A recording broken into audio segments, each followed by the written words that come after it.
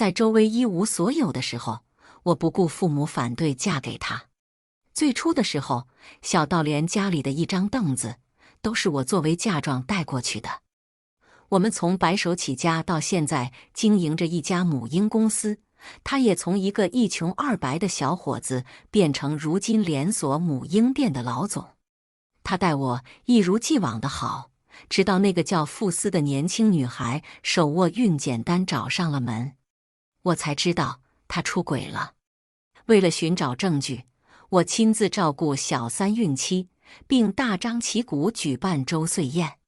直到周岁宴那天，我拿出了亲子鉴定。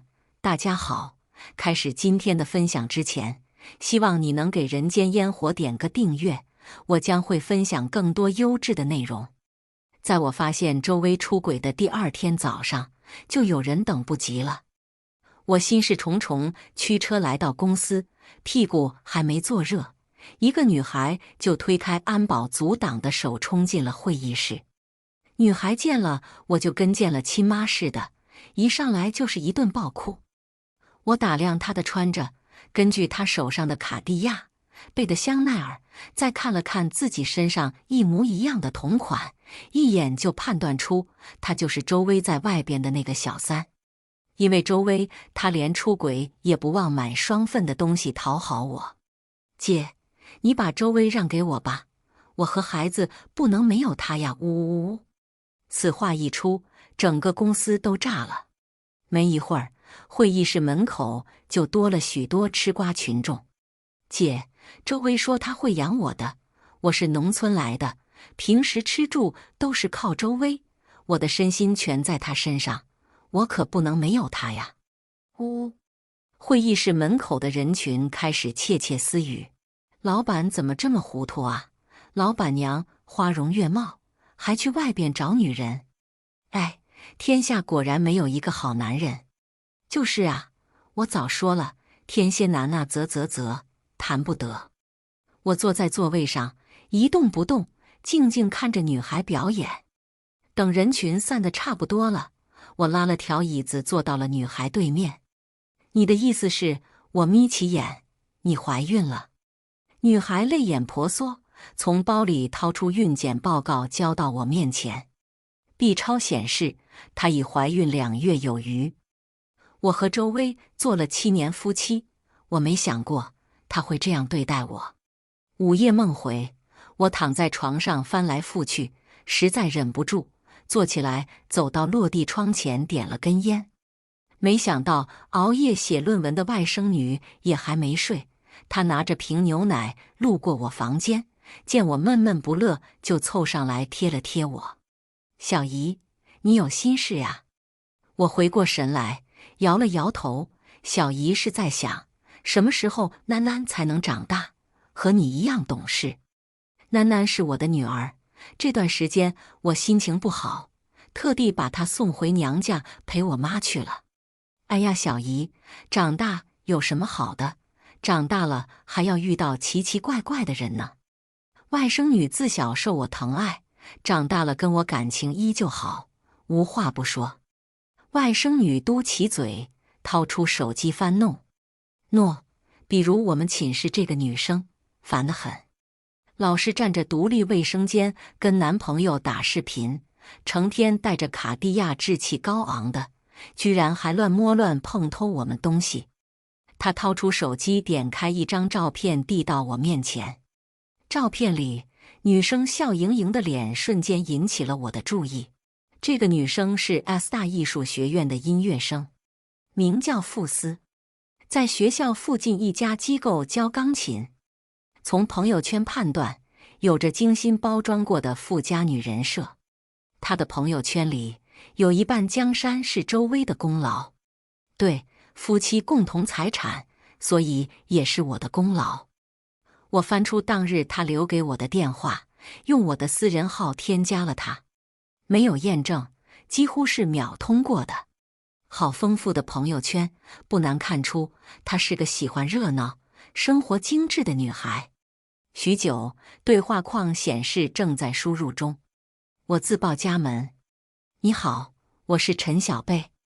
女孩的消息马上弹了过来。怎么，你答应把周薇和房子让给我了？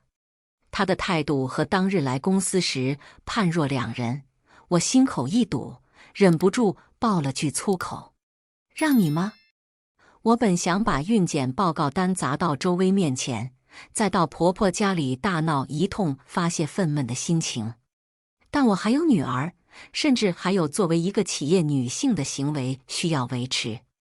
这是我的丑事，是我的标签，却不是我犯下的错。我也迂回过，祈祷可以最小化她对我的伤害。可是现在不能了，这个女人和她腹中孩子的到来，终将打破我对美好婚姻的幻梦。而亲手摧毁这段婚姻的，是我朝夕相处的枕边人，我的丈夫周薇。女儿囡囡一日比一日敏感，过去1个月，我时常在她面前装出与周薇亲昵的样子。可直到看到孕检报告单的这一刻，我直犯恶心，再也装不下去。更有甚者，已经等不住了，那就是我的婆婆，那个重男轻女的封建农村妇女。婆婆领着傅斯大摇大摆走讲洋楼的那天下午，我正在公司上班。保姆一个紧急电话，我听闻囡囡被婆婆推进了花园的水池，怒气直冒3丈，拎上包就开车往家里冲。一进门，一个巴掌就落在了我脸上。我抬头，是婆婆那张息事凌人的丑恶面孔。我毫不客气，一个巴掌还了回去，连带傅斯把他们一块推进了水池。我常年健身，又跟我姐学过那么几年散打，打2个吃饱饭闲着没事干的女人没什么问题。傅斯扶着婆婆站起来，突然对着大门口呜呜一声哭了起来。我冷眼回头，周薇正紧皱着眉头在大门口盯着我。你在胡闹什么？她与我擦身而过，走到傅斯身边，把他和他妈都搀扶了起来。苛责的目光在我身上流转，3个人一起站在我对面，真像是活灵活现的一家人。婆婆气得胸口大起伏，颤颤巍巍地指着我说：生不出儿子的东西，你要是不能生，就离婚滚出我家，让思思来生。从明天开始，思思搬进来由我照顾，你带着你那个小兔崽子滚出去。囡囡跑过来抓紧了我的手，显然是被眼前的场景吓坏了，拽着我说：妈妈，囡囡跟你一起走。我平复了一下心情，蹲下来摸着囡囡的头：囡囡，下次坏人来了，你要学会报警，知道了吗？我掏出手机，扫了一眼客厅和小花园。客厅的茶几碎了一地，旁边还有青花瓷瓶的碎片。小花园倒是没什么损失，浇花的花洒坏了一个。据保姆说，方才我婆婆就是拿着花洒抽打我女儿囡囡，把她赶到了池子里。我冷笑一声：妈，你们砸了这么多东西呀？婆婆一受我挑衅，愈发疾言厉色起来：对呀，我自己儿子的，我砸了就砸了，关你什么事？我点点头，拨打了110。下一秒，周薇的表情微妙变化了起来。她急忙上前求我：老婆，我妈不懂这些，要不这事算了吧。我甩开她的手，盯住她的眼睛，一字一句说：怎么，怕你妈知道你来我家做赘婿，做了10年，结果连这个房子都不是你的？我再瞧了眼傅斯，又看了看周薇：你还不知道吧？这房子和这里的一切，都是我爸妈给我的婚前财产呀，跟他可没有关系，跟你和你肚子里的可更没什么关系。我抱起囡囡，眨眨眼：你们这样叫私闯民宅，造成恶意破坏哦。顺便说一下，我指了指客厅，那个花瓶是我的陪嫁，30万。我话音刚落，婆婆就晕了过去，在原地的傅斯也傻了眼。周薇仍弯着腰在祈求我。我抱着囡囡路过躺在地上的婆婆身边，用脚嫌弃踢了踢：别装了，没用的，监控在你顶上呢。这天晚上，周薇回家，我2个月来第一次破天荒地坐在厨房间等待她。下午警察来过，带走了傅斯和婆婆。周薇扑通一声就给我跪下了，一声一声的老婆，我求求你了。我妈她年纪大了呀，惹得在场的人都对我非议连连。我苦笑，回想这10年来，我一直都是那个他们口中打压丈夫的强势女人。餐桌上还有1碗面。周薇看到此情此景，鼻子一红，突然掉下泪来。老婆，我保证不会再犯了，你原谅我好不好？我沉默着，没有出声。那面明明是我吃剩下的。老婆，这么多年，你辛苦了，给我生小孩，还帮我一起做事业。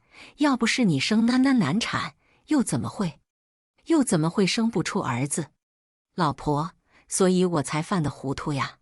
是了，他赶着去外面找女人的理由有很多，最大的一点不可忽视，那就是他想要一个儿子。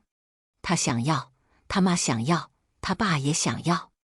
当年我难产，女儿的脚先出了宫口，万分危难的时刻，我婆婆带着公公和周薇闯进了产房。凑上一看，我婆婆一拍大腿：“妈呀，怎么是个女儿啊？那还生什么？我老周家要绝后了！”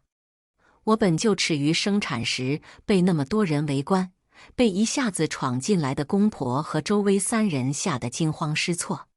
公公猥琐的凝视，婆婆恶心的嘴脸，周薇失望的眼神，那么冰冷残酷。我自以为周薇爱我，就可以抵挡这一切，就可以爱护我们的小家。可在她眼里，我却只是个年老色衰的女人。所以这一次，我要让她一无所有。公司、女儿、家的温馨，一桩重婚罪就可以毁掉这一切。至于那个傅斯，第2天，外甥女就打电话告诉我，因傅斯在校外当小三，影响不好，现在已经被学校开除了，没地方住，在寝室里哭闹泄愤呢。小姨，她走时还闹着要做周太太呢。我冷笑一声。果不其然，在挂断电话后，第一时间就收到了周薇的信息：傅斯被学校开除了。我回：老婆，我想回来和你商量件事。不出我所料，周薇的意思是要把傅斯接回来和我们家里人一块住。我气笑了，反问他：你的意思是要我和小三称姐道妹，一起侍奉你？周薇咬唇隐忍，可她毕竟怀着老周家的孩子。我凝视她，宛若在看一个智障。你把他接回来吧。沉思过后，我开了口。我将手搭在周薇的肩上，轻轻地揉捏了一下，像往日那样温柔。周薇浑身一震，跪在地上，难以置信地仰头望着我。不，我改了口。你太忙了，还是明天我亲自去接吧。她的震惊带着一丝怀疑，遍布了全脸。你妈说的对，我一直遗憾没能给你生个儿子，正好也算了却了我的心愿。我微微笑着抚上她的脸。这一次，我在她眼中看到直达眼底的愧疚，比上一次要真的多。真贱啊！姐呀，我东西有点多，你等一下哦。听闻要住进我家小洋楼，傅斯高兴得手舞足蹈。他带我来到他口中万般嫌弃的那个破寝室。一开门，宽敞的4人间，明亮阳光的青春校园风格。外甥女出去玩了，她的书桌上还放着我送的书和一整套的 YSL 礼盒。我环顾一圈，其他人的床铺整洁，只有傅斯的床铺像个垃圾堆。什么黑丝、白丝、肉丝，补光灯、直播架，全部堆在床上桌。没洗的衣服装了大一大袋，边装边问我：姐，咱家有洗衣服的保姆吗？我刚要开口，寝室门口突然冲进了一个黄毛男大学生。傅斯，你说分手是什么意思？傅斯看了看我，神色紧张了不少，一边招呼宿管阿姨，一边把男大学生往外拽。什么意思？分手就是分手。有好戏看，我站到了一边，冷眼观战。那黄毛男大学生一身腱子肉，猛摔了一把上前拉他的宿管阿姨和安保大叔，指着傅斯的额头问：“你敢再说一遍？你没给我戴绿帽子吗？那晚你离开之后，又去陪了谁？”傅斯长红了脸，像一只烤熟的虾，忙朝我摆手说：“姐，没有。”我拿下墨镜，微微一笑，示意我会在门外等候，随即走出了寝室大楼。经过男大学生的那一秒，我抬头看了他一眼，露出了一个意味深长的笑。坐上我的车后，傅斯的脸阴了又阴，想必是男大学生的事情棘手，他靠在车窗边翻着白眼想了一路。我本享受这来之不易的安静，结果他回过神来，又有事没事地跟我搭起了话：“姐，你车怎么比周哥哥的小那么多呀？他不给你买大的车吗？还有那么多卡通贴纸，你幼不幼稚？”怒火一束，直窜我脑门，真不知道他脑子里装的是什么，把无知当个性，把无理当天真。我女儿喜欢。系上安全带，我平复心情，淡淡回复道：“啊呀，只是一个女儿吗？那姐姐你要小心罗，我妈找土菩萨帮我看了，我这胎可是个儿子呢。”后视镜里，她的神情趾高气昂，轻轻拿手摩挲着小腹。我笑得越发甜美，直视着她的眼睛。我听到自己的声音掩饰不住的嘲弄：“当然了，祝你好运。”傅斯住进来的第1个星期，鸡飞狗跳，又是挑吃的不好，又是挑伺候他的人太少。我温柔回应，当着周薇的面，一次次升级他的需求。不过，我当然不是让他睡楼上的房间了，而是在1楼随便挑了个保姆的小房间给他住，挨着扫帚间，出门就是小花园，蚊虫叮咬，闷热难耐。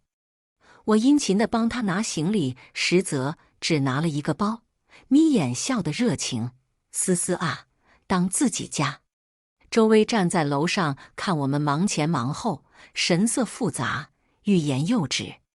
我故作大方，掏出周薇存私房钱的卡交到了傅斯手上：“思思啊，前段时间是我疏忽了，跟你赔个不是，这张卡里的钱就当我奖励你的哦。”我上楼时举着红酒，摆出胜利者的姿态，对面色铁青的周薇打了个响指。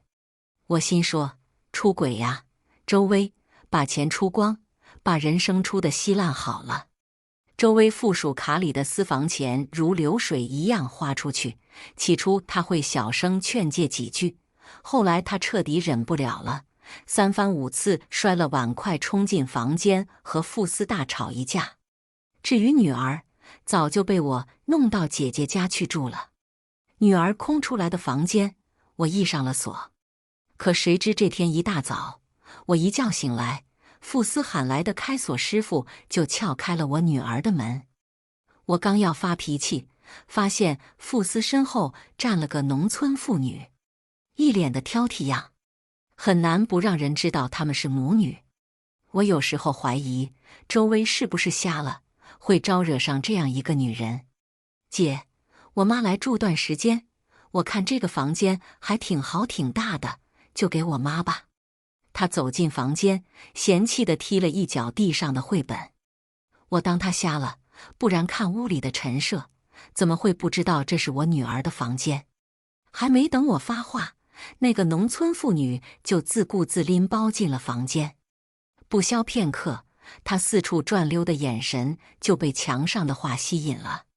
他的魔爪伸向了周薇挂在女儿房间里的拍卖画，那是周薇最爱的一幅。画上是一只珍珠蚌。他曾说，女儿与我都是她生命的珍珠。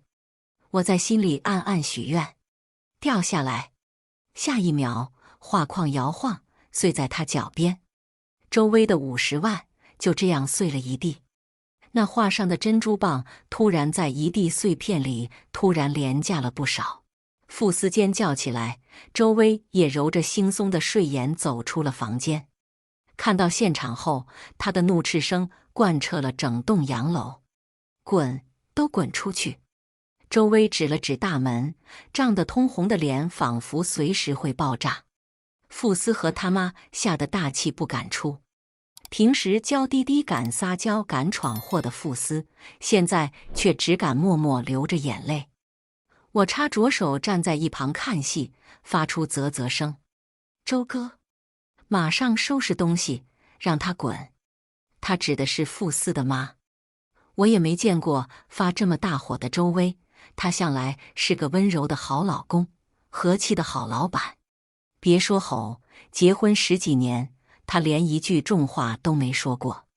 他单手摘下眼镜，摁在眼角的手掌微微颤抖着。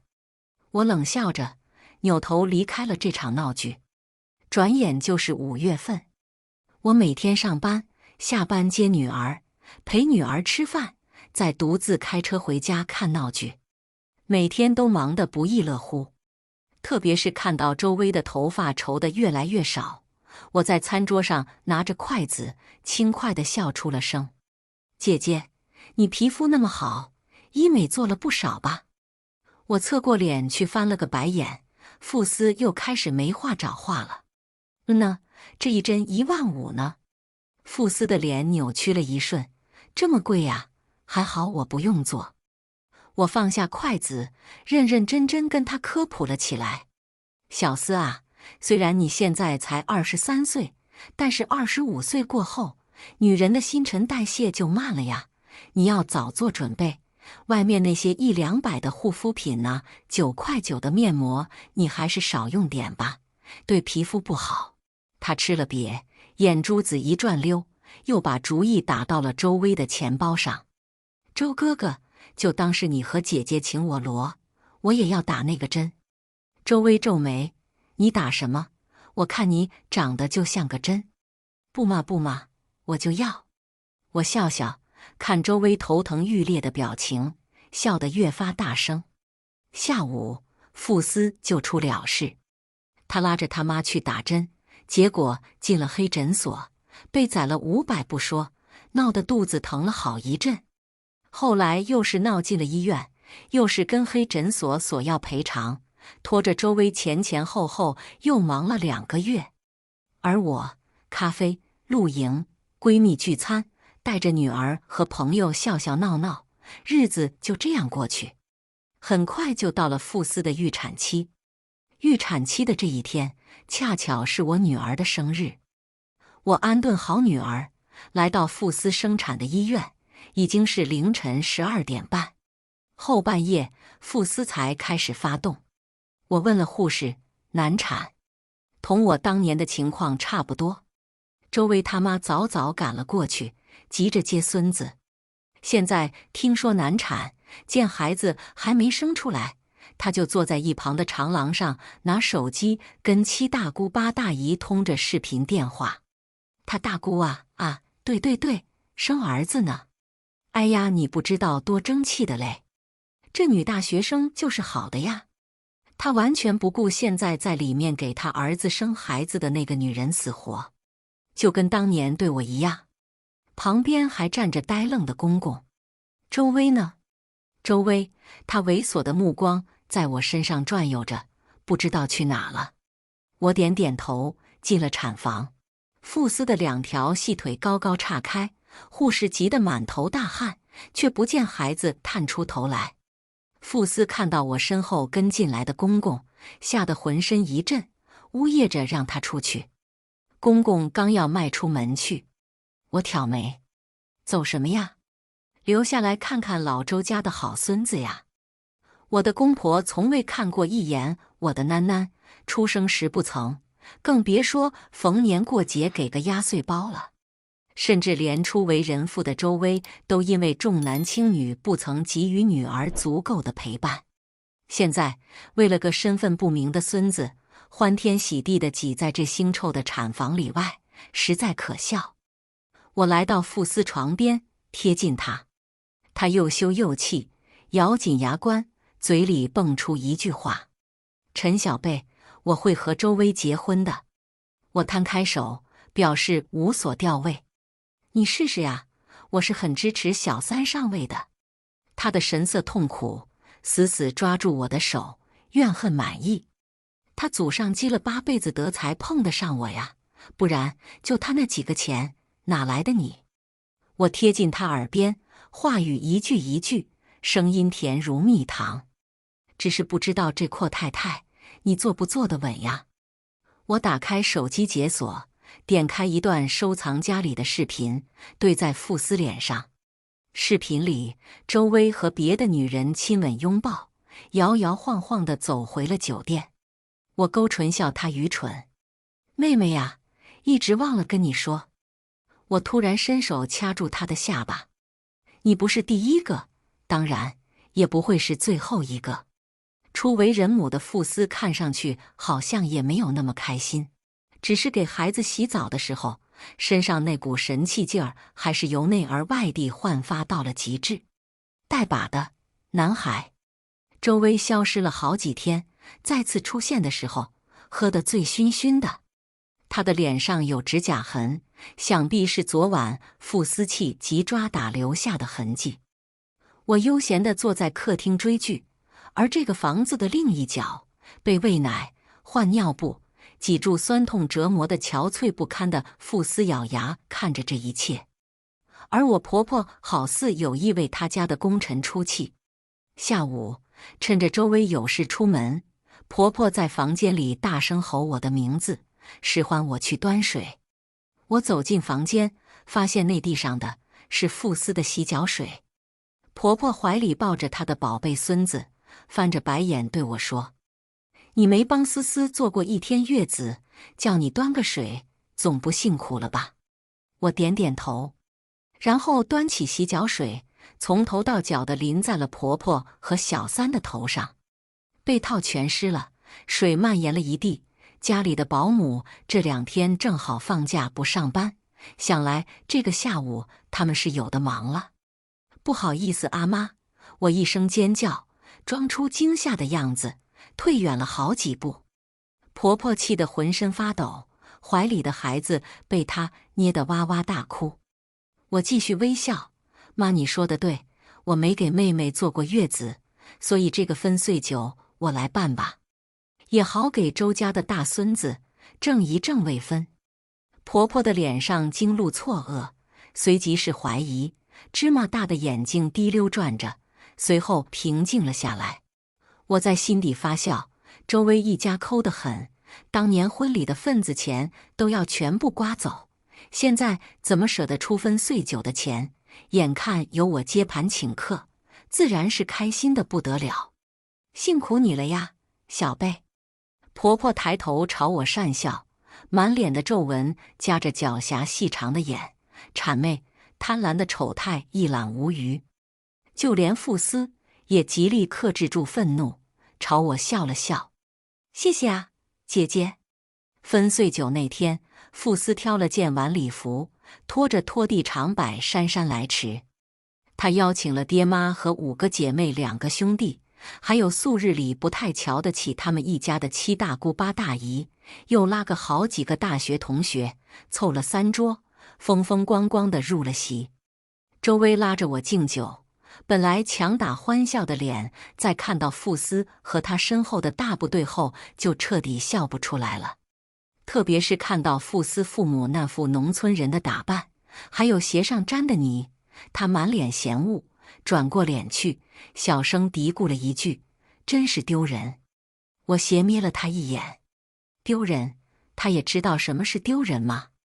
他怕是忘了他那站在不远处的爹妈，也同这些农村人是一个嘴脸吧。傅斯拖着长白，举着香槟，依偎在了周薇怀里。我往后稍稍，低下头掩盖住脸上的潮意。我刚站稳，我姐就举着酒杯摆着臭脸上去了。恭喜你啊，咱们家的小赘婿。周薇皱眉，你说什么呢？我说的有错吗？我姐抬了抬下巴，刀光一样寒冷的眼神狠狠在一旁的傅斯脸上剜了一眼。没品的东西！陈小娜，你瞎说些什么？周薇的额头上青筋暴起，顺便搂紧了怀中的傅斯。我勾唇一笑，我知道周薇平生最介意别人提她赘婿这件事。当年我愚钝，跟他结婚后几乎是没让他花一分钱。可有一年同学聚会，他醉酒后为了自己的面子，在饭桌上拍着桌子说我陈小贝嫁给他是我陈小贝的福气。他还说像我这样娘家强大，自己也强势的女人，要是没有他根本嫁不出去。他还说难怪我生不出儿子。我拢拢头发，姐，妈正生气呢，你去看看吧。小娜扬长而去，留在原地的周薇沉默着，见我走近，又搂了一把怀里的傅斯。原来他喜欢这种软弱不能自理的小白兔呀，也难怪不喜欢我这样强势的女人。我无视他，微笑着举起酒杯，思思啊，你是我们家的大功臣，我呀准备了礼物给你。傅斯的眼睛亮了，他抱着周薇，娇滴滴地问我，什么呀？你们过来看看就知道了呀。我抬起酒杯笑了笑，一饮而尽。在转头时，绕到台边的小娜已经打开了投影仪。30秒后，全场灯灭，一张亲子鉴定证书投屏在了大屏幕上，台上一片煞白。那张亲子鉴定证书，白纸黑字，清清楚楚写着傅斯生下的孩子与周薇没有半毛钱关系。附带的还有一段聊天录屏，傅斯的语音长长一串，一字一句悉数落进众人的耳朵里。你有几个钱养我肚子里的孩子啊？还结婚，幼不幼稚？我给孩子找个爹，怎么了？他家里的老妖婆不会生，他可眼巴巴地望着我给他生个大胖小子呢。那个不会生的老妖婆，指的当然是我了。在场的人都愣住了，黑暗中甚至还有人的筷子掉了地。灯在亮起时，我身边的婆婆突然捂住心口，缓缓倒地。一时间，周围沸腾起来，打120的打120，心肺复苏的心肺复苏，甚至还夹杂着婆婆粗声的喘息。都是你害的，你个生不出儿子的东西，都是你害的。我十分恼火，抓住她伸过来的手狠狠一推，于是又上来一批劝架的人。谁也没有注意到，此时我的背后，在角落里瑟瑟发抖的傅斯红着双眼，从桌上抓起一把餐刀向我捅了过来。我是和周薇一起被送进医院的。危难时刻，他飞扑向我，用身体替我挡住了那一刀。当即有人拨打了110，带走了行凶的傅斯。那天离开傅斯的寝室后，我第一时间询问了外甥女，要到了那个男大学生的微信。花了一点小钱，他就把傅斯的事和盘托出了。混乱啊混乱！原来傅斯除了他和周薇，还有4、5个金主和男友。我啧啧称奇，这时间管理，这收纳能力，放在整个小三界也是炸裂的。在送往医院的急救车上，周薇突然醒来，痛苦地向我忏悔。她拉着我的手，一遍一遍亲吻着，小声啜泣：“老婆，我真的错了，我真的错了。”我抽出手来，嘀咕了一句：“看来伤得也不深。”周薇的背一僵，随即沉默了。周薇住进医院后的当晚，我本想就此离去，却被我爸妈堵在了病房门口。显然是公婆做了思想工作，我爸妈拉着我的手，苦口婆心地劝说：“贝贝啊，好歹他也是囡囡的爸爸，有话我们一家人好好商量，你还是留下来照顾他几日吧。”我当场发怒，摔了饭盒，一回头对上了周薇可怜兮兮的眼神。一日，刚给周薇拿完医药单，新来的主科大夫就迈进了我的病房。彼时我正对着窗外的阴天皱眉头，一转头就对上了那张脸，四目相对，良久沉思。大概1分钟的沉默过后，他主动伸出手：“好久不见，贝贝，好久不见。”我故作轻松地笑了笑，伸出了手：“好久不见，我的初恋陈明。”接下来的半个月，我日日与陈明相处。我每日要为周薇取药单，叫护士，一来二去，我与陈明独处的时间也就变多了。我拿着周薇的药单，像请教题目的学生站在老师的面前，仿佛我们还和大学时期坐在窗边读莎士比亚一样。那时，陈明跨越大半个校区，从他的学校跑到我寝室楼下来找我。我们骑车在大学城里兜风，他的电瓶后座曾是我不可磨灭、终生铭记的青春。我的第一把吉他、第一次旅行、第一个恋人，都有关陈明。只是我望着15楼的窗外，玻璃窗上映出他的侧脸，仿佛还是一身的少年气，犹如当年。我问出了那个深藏在我心底多年的疑问：你当时为什么要走？如果你留下来的话，那我们很快就会结婚，不是吗？他把脸转向我，仿佛已经等候多时。因为我想给你更好的生活呀。我当年那样的条件，家里穷得揭不开锅，还是个没找到工作、差点回家种地的普通外科医学生，要说娶你，实在太草率了。贝贝，我始终觉得，爱一个人是我能够吃苦，而绝不能让你跟我一起吃。半开的窗子里吹进晚风，陈明的一句话勾起了我深深的后悔和反省。当年我离开陈明后，成日痛苦不堪，甚至责备是自己没能帮上男友一把。错误的爱情观导致我把一切恋爱的枷锁都捆绑在了自己身上。自我捆绑了10余年后，直到我遇见周薇，一开始的周薇是那样的温柔体贴、浪漫多情。我想要补偿，于是义无反顾，嫁给了一无所有的他。创业时，我不忍心周薇挤在7平米的小出租屋，特地帮他争取了我爸妈厂里的一居室。从小养尊处优的我，也陪着他在陌生的城市把2块51袋的泡面吃了1星期。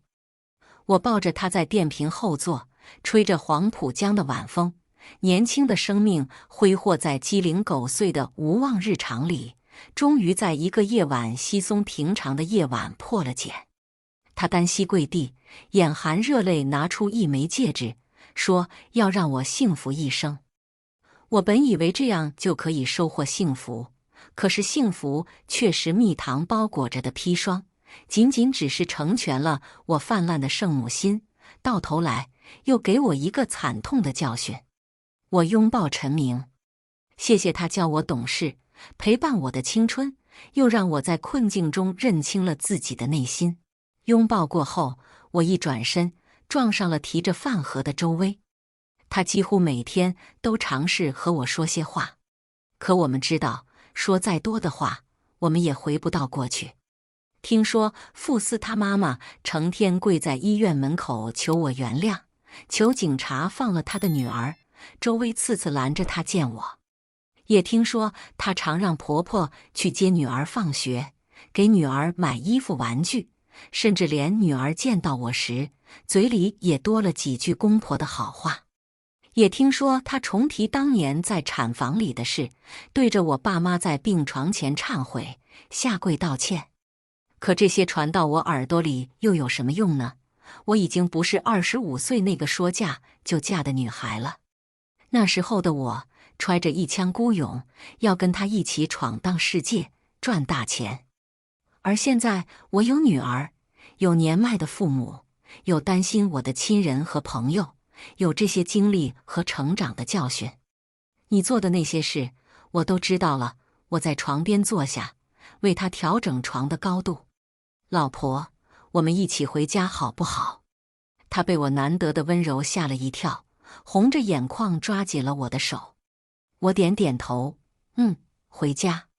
他松了一口气，欲将我拉进怀里，我推拒了一把，随后无比坚定地说：“回家之后，你搬出去。”许久，他没有说话。是因为陈明吗？我皱眉回答：“是也不是。”我继续说：“其实我早就决定好要跟你离婚了。我决定离婚，不是因为被轻视的愤怒，更不是攻于心计想报复你，而是我真的想开了。我也曾是傅斯那样的小女人，喜欢撒撒娇，仗着宠爱无法无天地黏在爱人身边，也曾有勇气为自己争抢些什么。可是岁月蹉跎，当我不再是那个小女孩，我的丈夫周薇也就忘记了那个可爱的我。很快，他就给了我决定：楠楠喜欢你，新房子和车子一开始也都是你付的首付和交的按揭，都给你。至于公司，我会撤股。我想要的只有那幅画，那幅珍珠蚌的画。我会付给你25万，就当全款买下了那幅画。为什么？我不解。他的神色平静，透露着认真。因为我想让那幅画提醒我，我也曾有过2颗独一无二的明珠，有过一个完整、温馨的家。以上就是今天分享的故事，希望能给人间烟火点个订阅，我将会分享更多优质的内容。